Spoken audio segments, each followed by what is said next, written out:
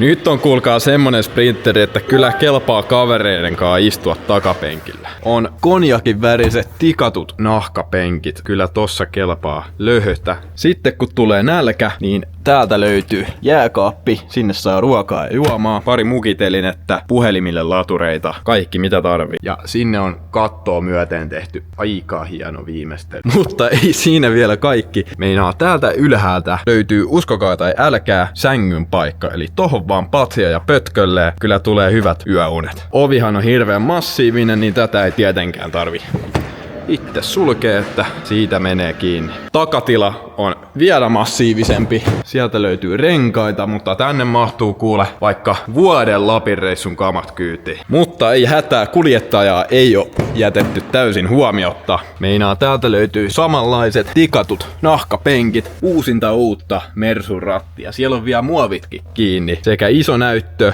MBUX:llä. Avaimet on käynnistys, siellä on avaimet. Ai niin, ja jos tarvii ruokaa lämmittää, niin ei hätää.